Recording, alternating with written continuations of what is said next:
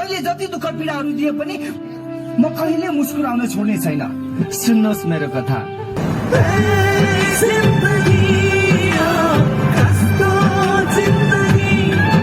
Hello everyone, welcome छ new भ्लगमा है। सबैलाई गुड मर्निङ, सन्चै हुनुहुन्छ होला। आज चाहिँ बिहान बिहानै किन म भ्लगमा आएँ भन्दाखेरि चाहिँ आज चाहिँ स्पेसल छ। म आज 3 महिना पछि म मेरो रुम जाँदैछु फिदिम, त्यही कारणले हो है। लगभग म 3 महिना पछि जाँदैछु। म जोरपोखरी बसेको 3 महिना भयो। ल हेर्दै गर्नु होला, अहिले भेटौँ है त।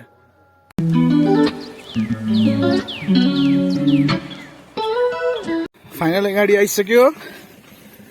के ल्याउनु भयो?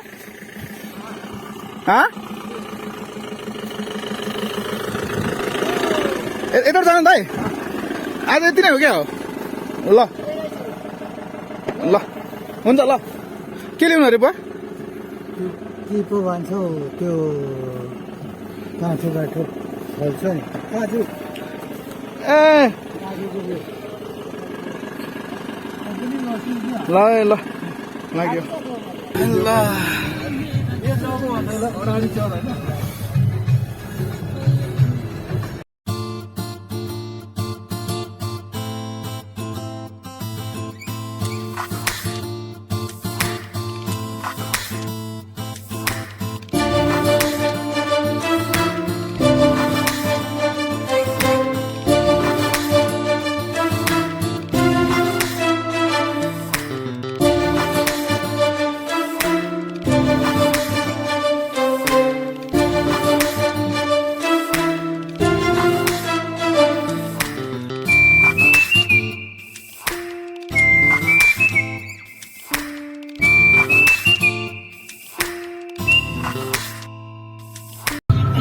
गाना पनि त्यस्तै बजिरहेछ, याद पनि त्यस्तै आइरहेछ। के हो यस्तो?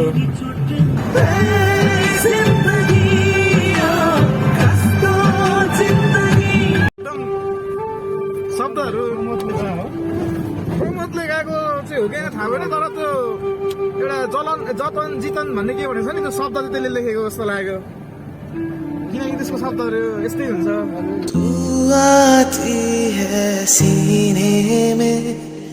जब जब सांसें भरता हूँ तेरे दिल की गलियों से, मैं हर रोज गुजरता हूँ। हवा के जैसे चलती है तू, मैं रेत जैसे उड़ता हूँ। कौन तुझे यूं प्यार करेगा जैसे मैं करता हूँ। वो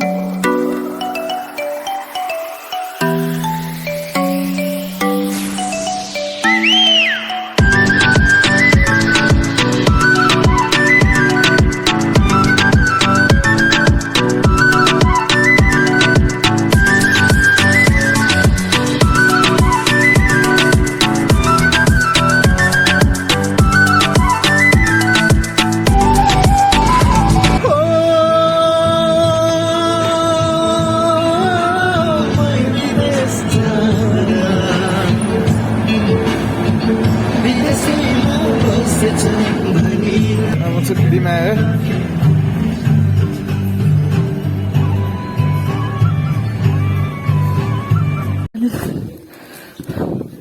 रुम आइसकेको छु। चाबी छ खै त?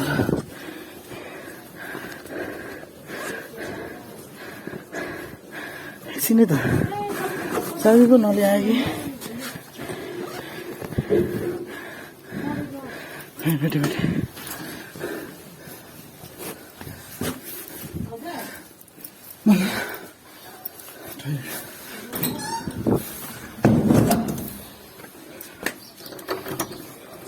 Bye, guys. रुम आयो रुमको हालत हेर्नु अब आम्मामा त्यस्तो छ के भन्ने सबै सफा गर्नु हुनेछ है